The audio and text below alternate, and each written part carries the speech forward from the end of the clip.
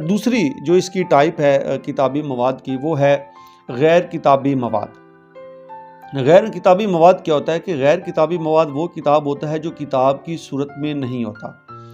Printing press سے قبل جتنی بھی کتابیں ہیں وہ غیر کتابی مواد کہلاتی ہیں۔ ہاتھ سے لکھی ہوئی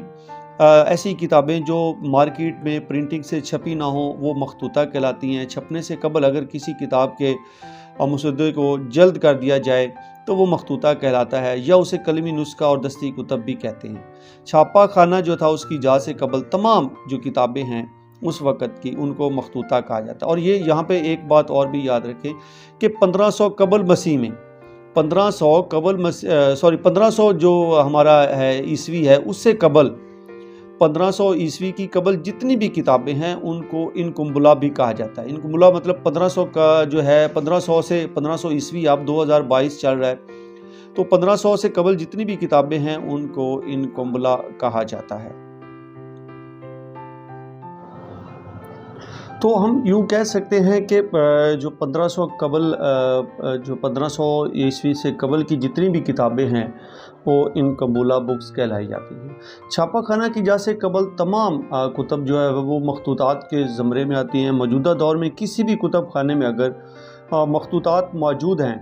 تو یقینی طور پہ وہ جو کتب خانہ ہوتا ہے وہ محققین کے لیے، جو ریسرچر حضرات ہوتے ہیں ان کے لیے بڑی دلچسپی کا سبب بنتا ہے۔ حکومتیں ان مخطوطات کو یا ان کے حصول کے لیے ایک بڑی اپنی بجٹ جو ہے وہ خرچ کرتی ہیں ان کے اوپر۔ ہر کتب خانے میں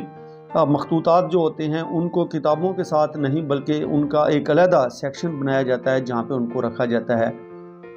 اور ان کو محفوظ کرنے کے اوپر بھی ایک کثیر جو ہے وہ رقم خرچ ہوتی ہے۔ مخطوطات کی حفاظت کے لیے اب جو ہے وہ لیمینیشن کا استعمال کیا جاتا ہے کہ ہر پیج کے اوپر اس کی لیمینیشن کی جاتی ہے۔ غیر مطبوعہ مواد یا جو مخطوطات ہوتے ہیں، ماہرین جو ہوتے ہیں وہ اس بات پہ متفق ہیں کہ غیر کتابی مواد کی حفاظت کے لیے جو کمرے ہیں وہ ایئر کنڈیشن ہونے چاہیے۔ لائبریریاں جو ہیں ان کے اندر الماریاں ہیں ان کو اچھے طریقے سے تیار کیا جائے۔ فومیگیشن جو ہے وہ وہاں پہ ہونی چاہیے، آئے روز ان کے اوپر سپرے وغیرہ یا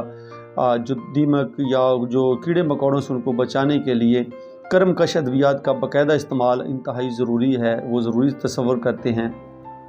کیونکہ کسی بھی مخطوطے کا کوئی نعم البدل نہیں ہو سکتا۔ اگر ایک دفعہ وہ ضائع ہو گیا تو دوبارہ وہ کہیں سے بھی نہیں مل سکتا۔ اسی وجہ سے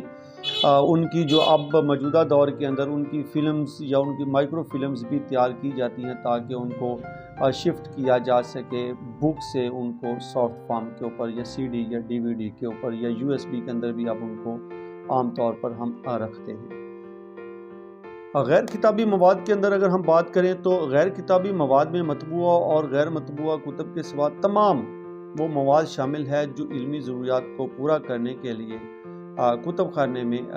رکھا جاتا ہے۔ اس کو ہم دو بڑی اقسام میں تقسیم کرتے ہیں۔ یاد رکھیے گا یہ دوسری اقسام ہے، یہ دوسری ٹائپ ہے اس کی کتابی مواد کی، یا جو علمی مواد ہے اس کی یہ دوسری اقسام ہے۔ پہلے بک مٹیریل تھا اور اب ہے نان بک مٹیریل۔ دوسری ٹائپ اس کی ہے نان بک مٹیریل۔ نان بک مٹیریل کے اندر رسائل و جرائد آتے ہیں، ایسا مواد جو رسائل و جرائد جن کو سیریل اور پیریوڈیکل بھی کہا جاتا ہے، دونوں کا مطلب سیم ہے۔ سیریل علیحدہ پوچھا جا سکتا ہے، بعض اوقات پی پی ایس سی کے پیپرز میں بھی آ جاتا ہے، ایف پی ایس سی کے اندر بھی آتا ہے کہ جو ہے سیریل کسے کہتے ہیں اور پیریوڈیکل کیا ہوتا ہے، پیریوڈیکل سے کیا ہوتا ہے، تو دونوں سیم ہی ہے۔ دونوں کا مطلب کہ ایسا علمی مواد ہے جو کسی مناسب وقفہ کے بعد مسلسل شائع ہوتا رہے اور ان کے شائع ہونے کا آخری جو ہے وہ ٹائم فریم نہ دیا جائے کہ یہ کب تک چلے گا، بلکہ ان لمیٹڈ پیریڈ تک چلتا رہے، تو وہ سیریل کے اندر آتے ہیں۔ اور اسی طرح دوسرا جو اس کے اندر مواد شامل کرتے ہیں ماہرین، وہ سمیع و بصری مواد شامل کرتے ہیں کہ ایسا مواد جس کو برقی آلہ سے پڑھا اور سنا جا سکے، وہ بھی جو ہے وہ غیر کتابی مواد کے زمرے میں آتا ہے اور اس کو غیر کتابی مواد ہی تصور کیا جاتا ہے یا سمجھا جاتا ہے۔ تاہم جو میرا نقطہ نظر ہے وہ یہ ہے کہ ہم سمیع و بصری مواد کو موجودہ دور کی جو ٹیکنالوجی کا دور ہے، انفارمیشن ٹیک کا جو دور چل رہا ہے، لائبریری ٹیکنالوجی جو ہے وہ ایڈوانس سے ایڈوانس ہوتی جا رہی ہے، تو اس کو اس سے علیحدہ کیا جانا چاہیے اور سمری و بصری مواد جو الیکٹرانک مواد ہے ان کو ایک علیحدہ شیپ، ان کا ایک علیحدہ نام دینا چاہیے، جو کہ میں نے اس سلائیڈز کے اندر اور اس پریزنٹیشن کے اندر اس کو ایک علیحدہ کیٹیگری کے اندر رکھا ہے۔ تو کیوں نہ کہ کہ باقیوں کو بھی چاہیے کہ اس کو اس دور کے اندر رہتے ہوئے نہ غیر کتابی مواد کے اندر نہیں بلکہ الیکٹرانک جو لائبریری مٹیریل ہے اس کے اندر اس کو شمار کرنا چاہیے۔ جو غیر کتابی مواد ہوتا ہے، غیر کتابی مواد میں مطبوعہ اور غیر مطبوعہ کتب کے سوا تمام وہ مواد شامل ہے جو علمی ضروریات کو پورا کرنے کے لیے کتب خانے میں رکھا جاتا ہے، مثلاً اخبارات، رسائل، جرائد، نقشہ جات، چارٹ، گلوب وغیرہ۔ ان کے علاوہ سمیع و بصری مواد بھی غیر کتابی مواد میں شامل ہوتا ہے، جس میں ریڈیو ہوتا ہے، ٹیپ ہوتی ہے، ریکارڈ، فلم اور بہت ساری جو الیکٹرانک مٹیریل ہوتا ہے وہ ہوتا ہے۔ یاد رکھیے گا جو سمیع و بصری مواد ہے،